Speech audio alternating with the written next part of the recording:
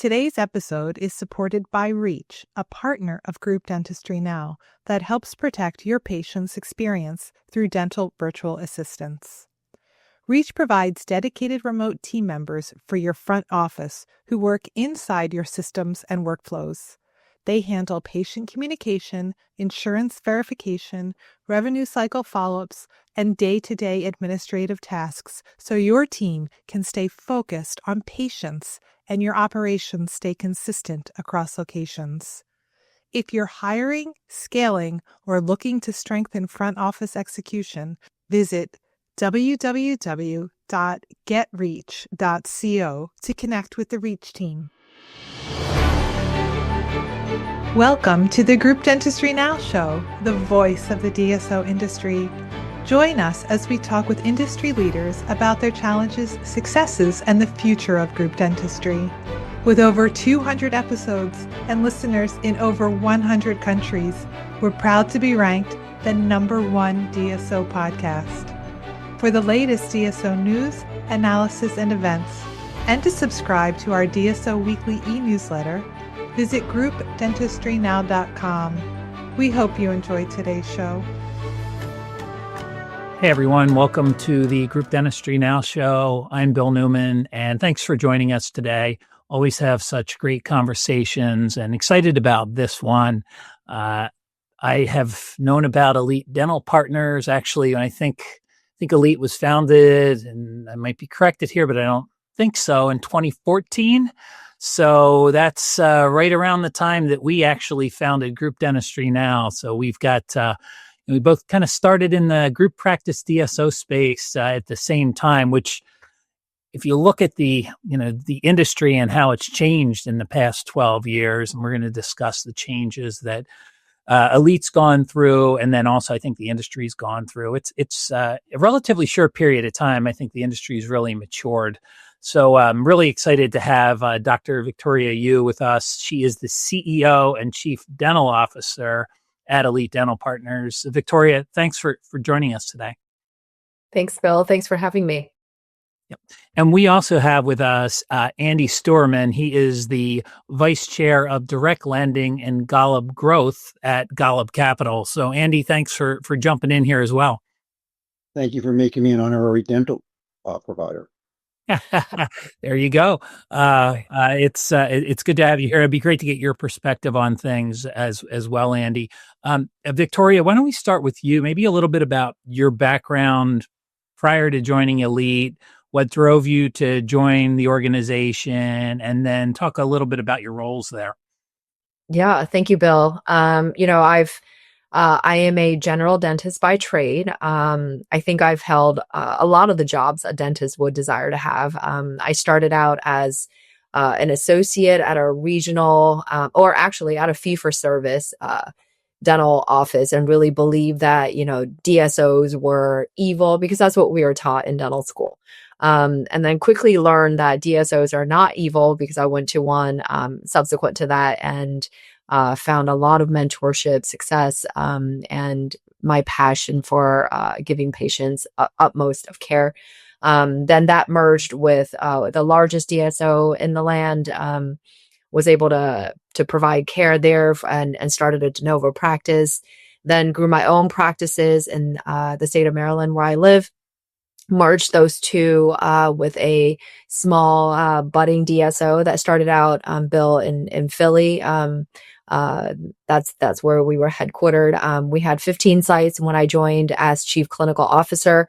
And by the time we'd exited, we'd gotten to 600 sites across the nation. A lot of great work by the exec team, a lot of wonderful partners, very talented people. Subsequent to that, I went to run the dental clinics for Walmart. Had the pleasure of being there alongside some world-class leaders. And then came over to Elite after I think I had just one conversation with Andy, really. What a wonderful organization and what wonderful partners I have and a leader I have in Andy and the Golub team. Well, that's great. So Andy, this is you can kind of take it over from here. Why are you on the podcast? Golub must have something to do with Elite Dental Partners. I'm a little bit concerned. I'm not going to have as impressive an opening as Vicky had, but Golub Capital is the majority owner today of Elite Dental. Uh, for those who don't know Golub Capital, we're one of the largest private credit investors in the world. And as part of our mandate, we invest mostly senior secured debt across many industries, including healthcare. Uh, Elite Dental was one of our loans. And unfortunately, between underperformance and COVID, the company underperformed to a level that it was in the best interest of the company for Golub to take over control of the company, which we did probably right around the end of COVID. And, happy to go into it now or happy to do it later, but maybe for your audience, typically when a lender takes over a company, it's not in the best shape, both operationally and culturally. And I think since the time we took it over, Golub's been working very hard to bring the company to a better place. And I think, anyone that's ever been part of this type of situation will understand the challenges. But I will leave, I don't know how detailed you like to get on that, and I will leave it to you to ask. Your audience better and how detailed they want to be on something about how we gotten from A to B. Well, I think, Andy, it'd be great for the audience to understand a little bit more about, what transpires when, somebody like Golub actually, you called it kind of taking over, becoming more invested in the organization, right? And kind of helping guide it. You would take a look back and you kind of look at the founding in 2014 of the organization. And then we looked at the incredible growth in the industry. Consolidation really started in, I'd say, 2017-ish. And seemed to peak in around 2022, and interest rates started to climb.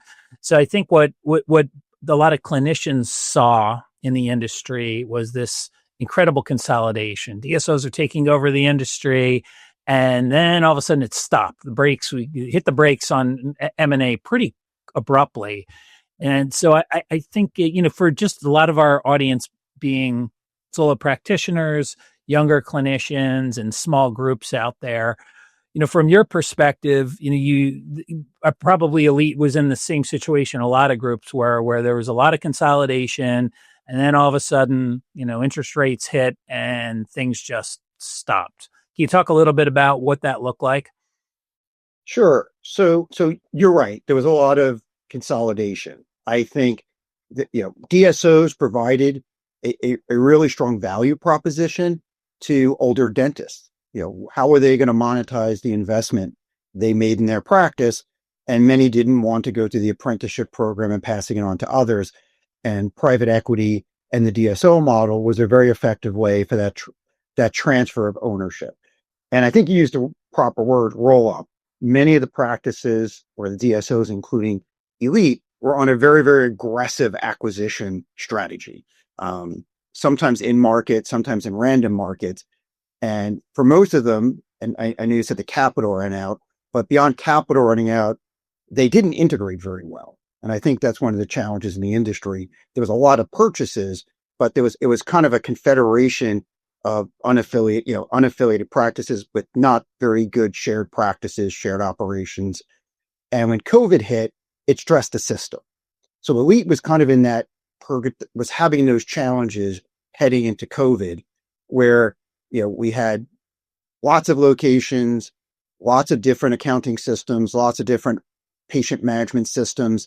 There was no coordination, no real culture, and no cohesive vision. And COVID happened, and that stressed the system, where many of the tenured doctors decided to leave the industry. It was a good time for them to retire.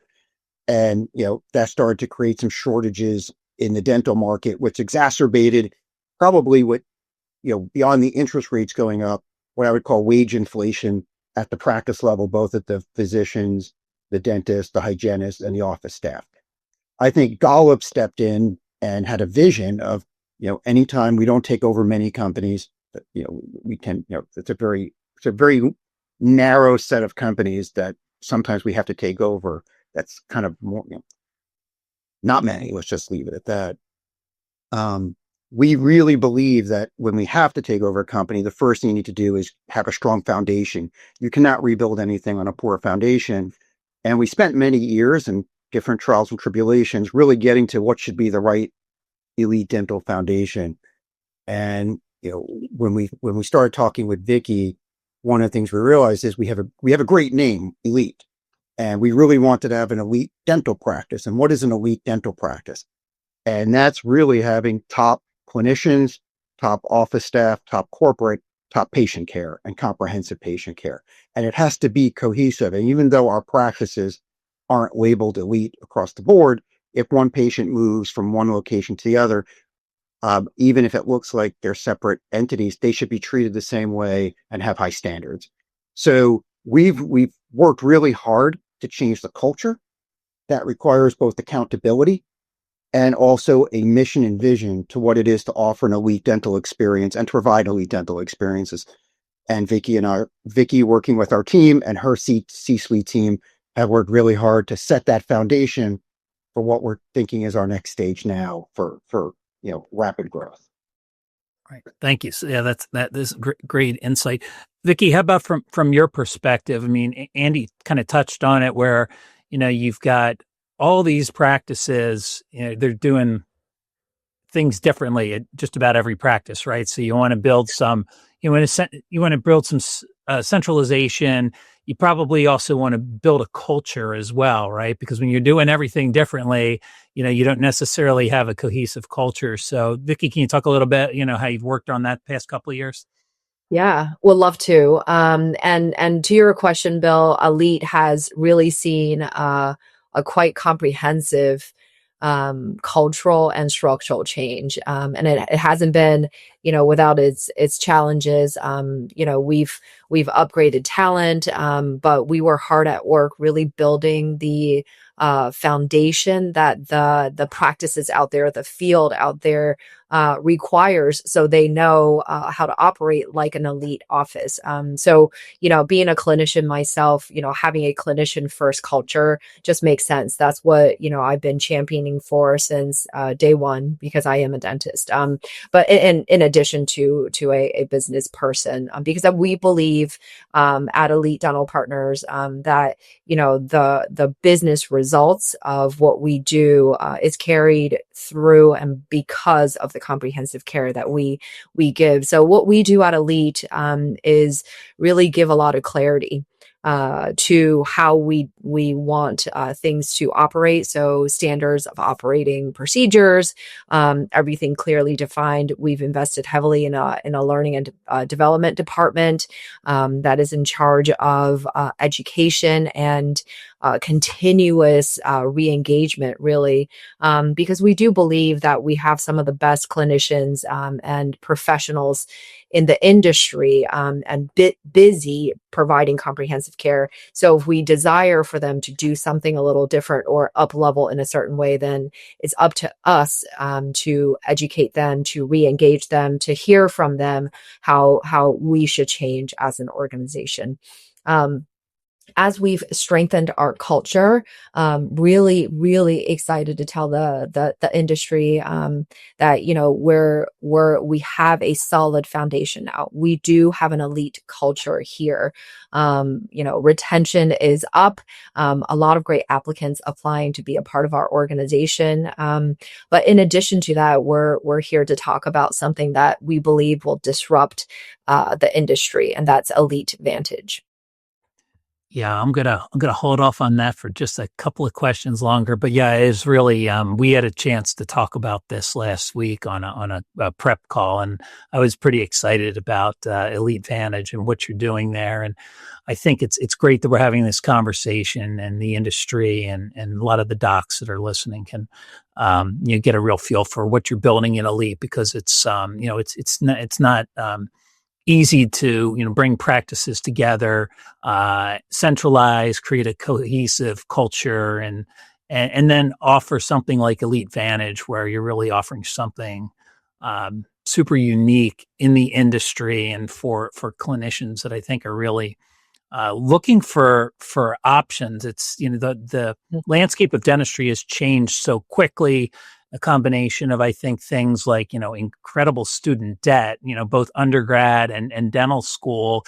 And, that old, hey, I'm going to graduate dental school, hang a shingle, that really is not an option for a lot of people anymore. And nor maybe is it a path that a lot of clinicians even want.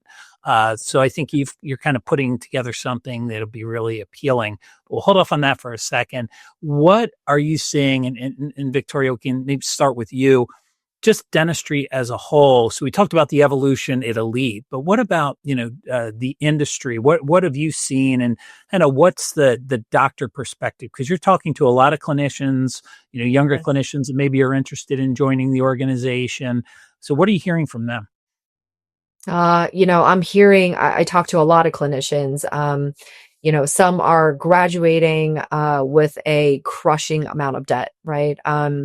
At least $500,000. And if you went to a state school, that was a little cheaper, maybe a little less. But anywhere from $500,000 to $1 million is not unheard of. A lot of economic pressures coming for our dentists because they have college loans as well, making them really feel the pressure of having to repay debt to produce, not even be able to think about a long range plan where they get to really see and bring to fruition the best part of dentistry, which is we are artists, scientists, doctors, and we could be business people. And I think that is unparalleled as compared to, our medical counterparts in primary care, et cetera. Because the ability to be a pillar of the community and to own or be part owner of your own business that you've poured your career into, I think is an American dream, an American dental dream that, I wish that clinicians can still realize. So, that is kind of the genesis of where EliteVantage and Andy, this is Andy's baby, came from. Because I think, to have chosen a clinician who is also a business person instead of a business person to run an organization, then from that perspective, the clinician's voice will be first and foremost, right? A clinician first culture will be had because we have a clinician who's gone through running her own practices and being a chairside dentist, understand that intimately. And really, I think we understand what clinicians desire most intimately, right? They say, they wish you could someday own their own practice, but because of so much debt, they don't know that that's possible anymore. And from their eyes, when I speak to them about that, I see a sadness that we desire to help overcome. I think that's important, Andy. I mean, From your perspective? yeah, I'm not a dentist. I'm not a medical professional, and I talk to a lot of people in other medical areas, but at dentistry, I think the challenge is demand for high quality dentist services is high. We've done a bunch of studies, and there are people retiring faster than people coming out, and the U.S. population's increasing every year, so demand's pretty high. And at Elite and at other DSOs, I think that, or even private practice, dentists are being asked to do more. And I think yourself and Vicky did a pretty good job of talking about the burden of student loan, but also there's a high cost of operation. There's a high cost of scale. Insurance, technology, finance. It's complicated, right? Payer contracting. So we're asking a lot. And I think, the industry is asking a lot of people who are being treated like salary employees. And I think part of this is, salary, when you're asking people to do more and they feel like you're just treading as a salaried employee, you tend not to get the best of them. And I think, people really look back to how dentistry was like 30, 40, 50 years ago, and they long for it. But, as a finance person, I know that, I've been asked in my career to work, long and hard, and I expected to be rewarded for it. And, we're seeing some of that same grind, right? Because there's just a ton of demand for their services, and we need more dentists. So I feel for the people who really care about a patient and want to help them and not have anybody be in pain or have bad oral health, but they only have so much time. So there was, and Victoria touched on this earlier, where and she talked a little bit about DSOs being evil, right? That's what you said, I think, in your intro, that, you were like, hey, until I went to work for one, and realizing, that that's not necessarily the case.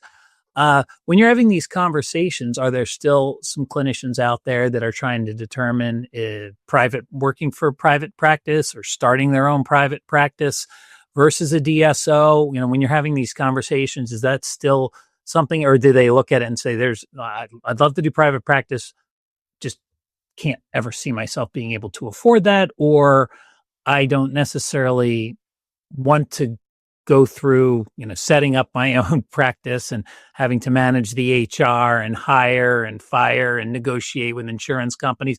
What's the feedback that you're hearing?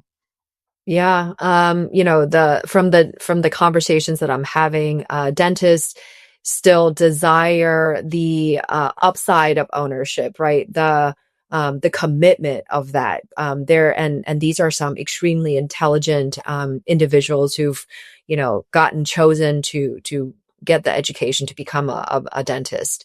But they are all saying it feels impossible, because none of the dentists were educated on negotiations with payer contractors, right? They don't understand operations. They don't understand the finance part of dentistry, nor do they have time after seeing patients for 10, 12 hours a day to then handle the complicated HR issues that arise in an office. Because folks are more aware and knowledge is accessible out there, there's certainly ways to garner that education and learn. But the people who are desiring that are a lot more aware of the complexities of opening up their own shop, rather than maybe, ignorance was bliss for us way back when, we thought we have the skills and we're good people and we're going to work hard, then hang a shingle and we can go into business. People who are graduating today are aware, are leery of, in addition to having loans. So, again, having, becoming a part of a DSO that will teach you that will, undertake that partnership discussion, I think is really important. And I know Andy touched on this, where he talked about, it's not only the student debt or not really getting the education to run your own business because you spent the majority of your education learning how to be a dentist. And dental schools, it's something that, I've talked about since I've been in the industry, and just seems like they still don't provide much, if any, business education, or if they do, it's very, very limited. So you've got that going on, but then also Andy touched on the fact that, overhead continues to rise. You have now technology that you didn't necessarily need before that's now a prerequisite, right? The patient expects this technology, right? This investment. So a lot of these things, you can kind of take everything and, you look at all the different pressures to start your own practice. It's a lot different than it used to be. Andy, from your perspective, the idea of ownership, do you feel like it's changed from hanging that shingle to something else? I think it, I think there's a desire for things to change. So, we think the right question is, are the key stakeholders in your business aligned for the success of all parties? So private practice is the ultimate entrepreneurial model, right? And as we've been discussing, that comes with high financial risk, lack of colleagues and a network effect, limited scales. You're on your own, right? And alternatively, DSOs are mostly a corporate career. There are some, I think, you went over the evilness of DSOs. I think DSO is a broad brush that you can paint.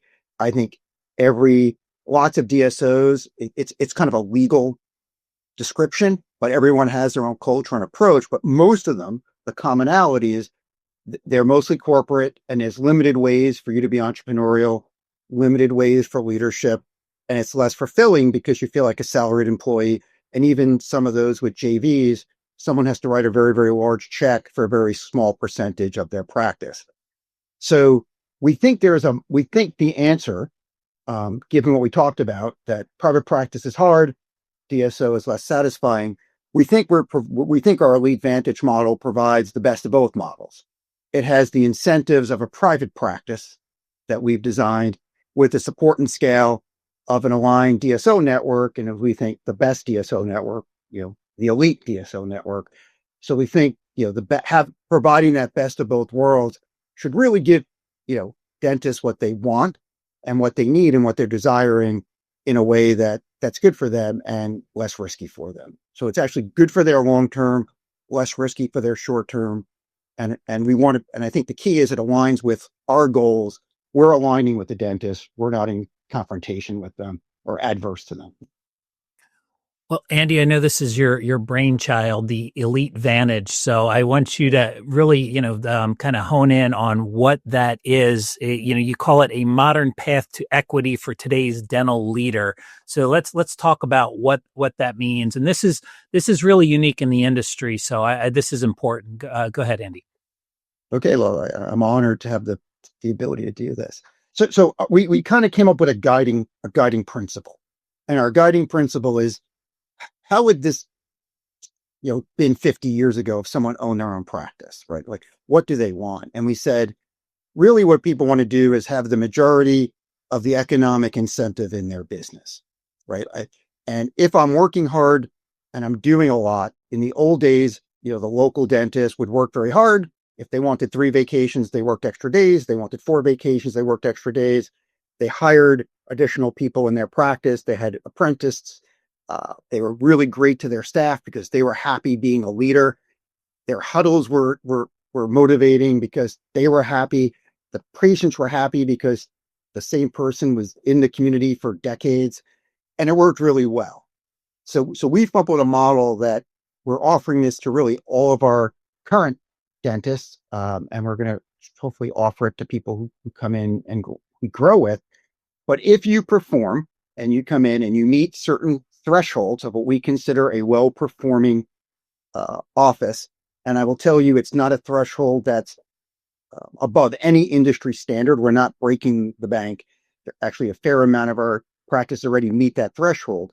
If you do that, you earn points, and once you achieve a certain amount of points over a certain number of years, you have 51% of the economic interest, both in the excess profits and in the long-term equity value in the practice. You don't have to write a check. All you have to do is perform. So there's no upfront investment. It's really alignment and a sweat. I don't want to call it a sweat equity. People have called it a sweat equity plan, but it's not dissimilar to a junior dentist who would have to apprentice for a more senior dentist. That more senior dentist moves on. That junior dentist takes over the practice, and there's an economic arrangement between them and sharing. And that's our guidepost. And we think it works in the best of both worlds. We think, we've always had clinical autonomy, but now we're aligned. So when we go and talk about goals and maximizing the patient outcome, we're talking as partners, not as a DSO and a salaried employee, not as someone asking to do more for maybe a slight higher percent of your collection. This is really, we are tied together economically. We win together, we lose together. And we think this is unique in the market because most other companies either don't offer this or they make you buy in after you already have all the loans and you're already under financial pressure and you want to buy a house and you want to get married and you want to have kids. And if you're working really, we think this model works really well for those who really desire that entrepreneurial, that leadership role, but also value the support of a DSO like Elite without the risk of all that infrastructure. So we're pretty excited to bring this to the market, and we're hoping there's a line out our door of people who'd like to join us. Yeah, I think no writing a check is a big deal for sure. If you correct me where I messed up. Yeah, Vicky, it'd be great to get your feedback on so what are the docs saying to you about this program? We are getting a line out the door. We unveiled this just a few weeks ago to the industry at a convention. So talked to a few doctors, and our internal doctors are just beside themselves, right? Some of them who have been here said that, and we quote, right, this is what I been here and waiting for. I feel like, all the years I've worked this hard. This is sent from above. Other doctors are, thinking through how this can transform their lives and the lives of their families. They're just very excited alongside us. And we're already starting discussions with them to go through P&Ls, to go through the business side of dentistry, which, love the transparency that brings forth. And our doctors are well engaged and excited to make minor tweaks to what we're doing already to provide even better comprehensive care, because they know this is building, not only serving the communities that they reside in, but also building something that their career build here is going to net them something down the road. So just super alignment, and the culture is going to get boosted, hyper boosted even from there. So Andy and I are actually very busy talking through, what kind of gifts we're getting for people, how we're going to celebrate first wins. So it's great to have discussions like that. I mean, Bill, just to focus, we talked a lot about what you don't learn in dental school, right? So when we talk about people having to put their time, meet certain standards, it's incumbent upon Vicky, her team, Golub. We're not just turning them loose. Our job is to help them, train them, and for those who really want to be a leader and be entrepreneurial, our job's to, before they get turned loose, when they have that 51% economic interest, and they're really riding to grow this business, faster even than what it took to get to that 51% threshold. Our job's to help them and train them, just like they would have had an older doctor do so years ago. So this isn't a, sink or swim. This is a partnership between the elite leadership team in Golub Capital and the clinical staff. And, there are certain people that will get there sooner. It definitely is easier for our more experienced doctors and the ones who had their own practice prior. They'll have a little bit easier time. It'll be faster, but they're super excited to help too, because they know the benefit of this. But this is really, a career. This is really, a career we're investing in. And I think that's what we're excited about, because, we want people to succeed. This is for success. And we're trying to put guardrails so make sure everyone succeeds with us. I think with EliteVantage, you're going to see this. This is like the next phase of growth, really, for Elite. So how are you going to maintain clinical autonomy and then also kind of keep that culture that you've been so busy, building the past couple of years, really?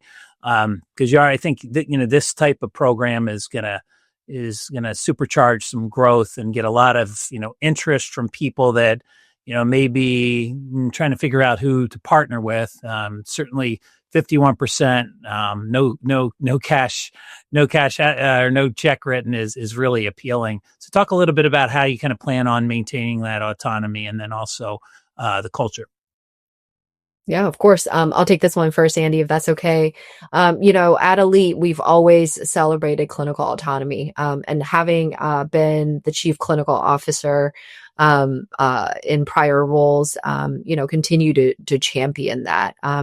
It's about setting forth standard of care that is industry defined and holding quality at the forefront, right? And of course, as a business person, we want the results and the numbers, but understanding that that comes from giving our clinicians utmost autonomy, educating the heck out of them, putting them on tracks of courses that not only elevate their clinical prowess into desired arenas that they want to get into, might it be implants, aesthetics, all on fours, whatever aspect of endodontics, whatever aspects of dentistry they want to gain more knowledge of.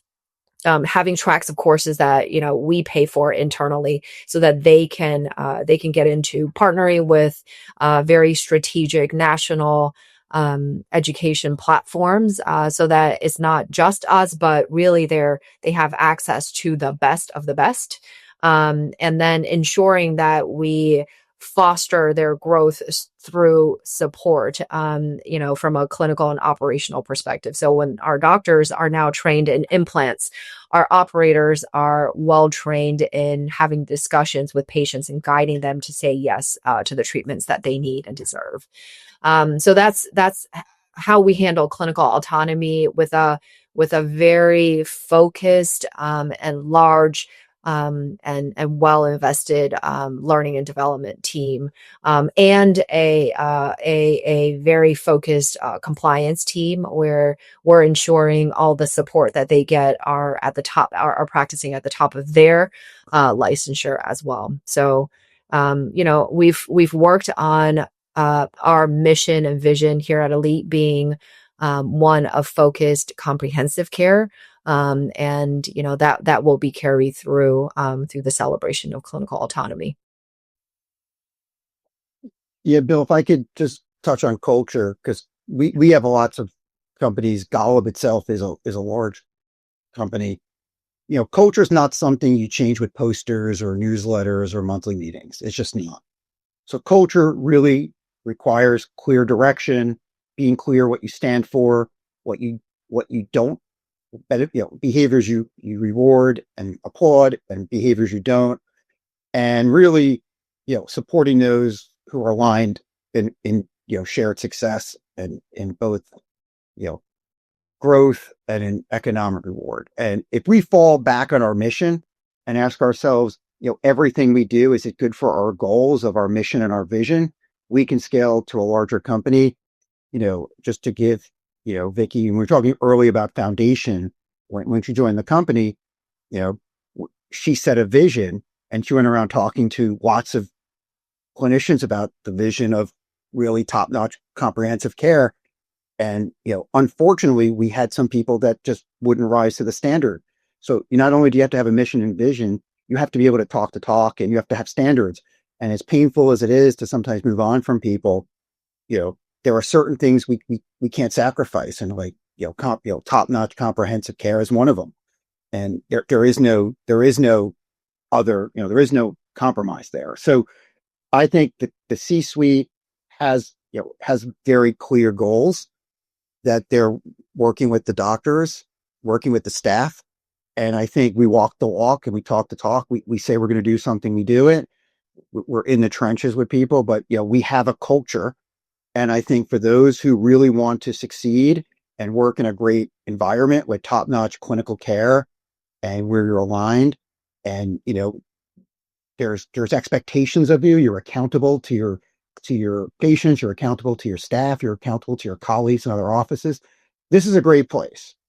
If you're looking to hide and you don't want to be seen and you want to just skate by and you don't want to work your required hours, this is not where you should be.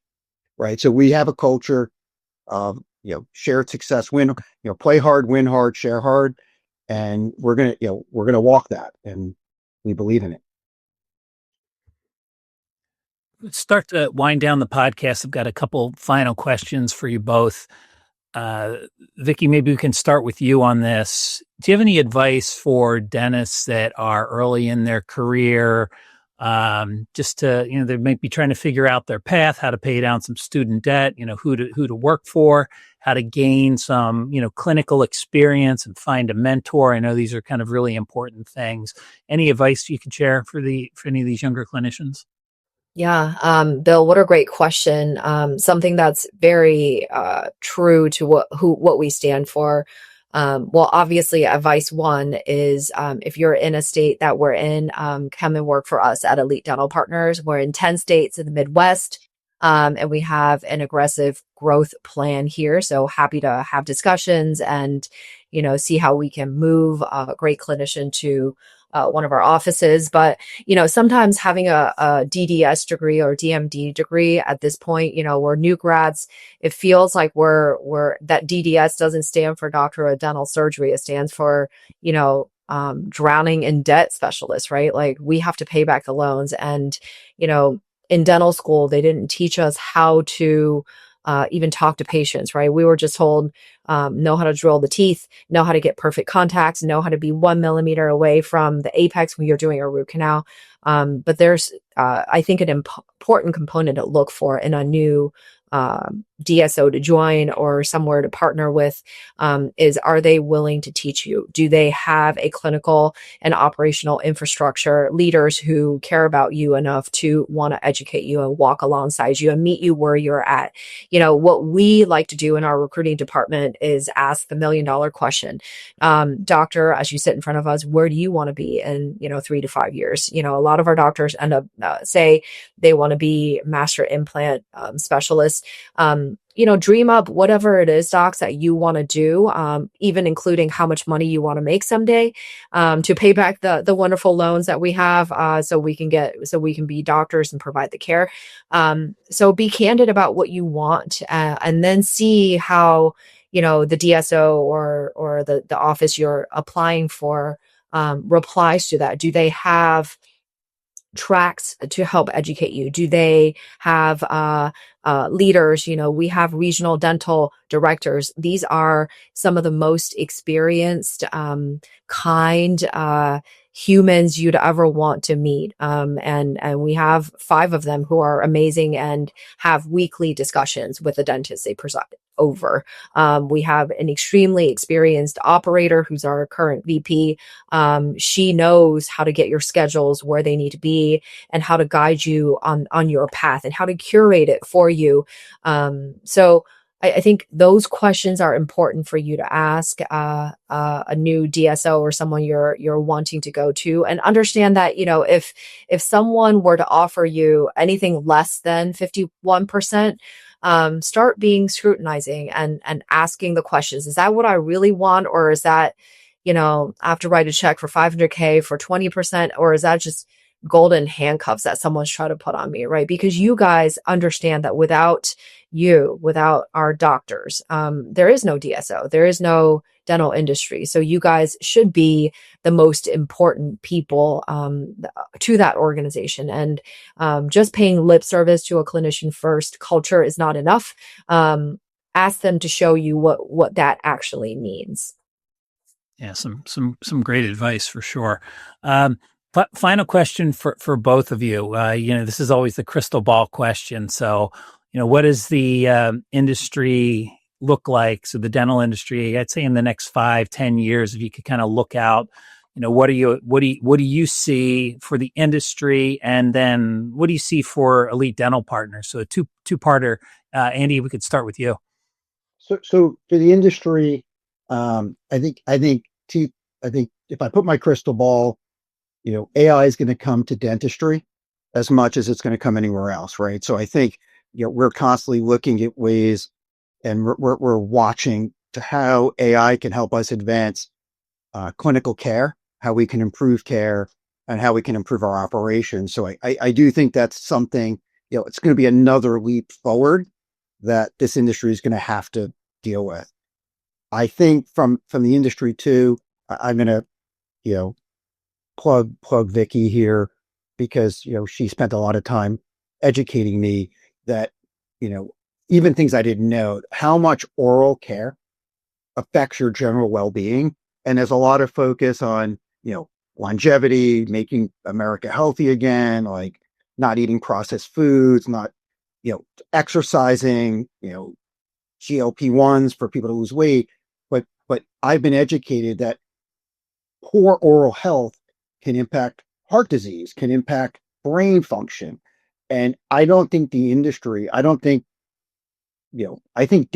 needs to have a bigger seat in the medical discussion, because there's a whole bunch of discussions of, let's keep people from getting sick by preventing sickness.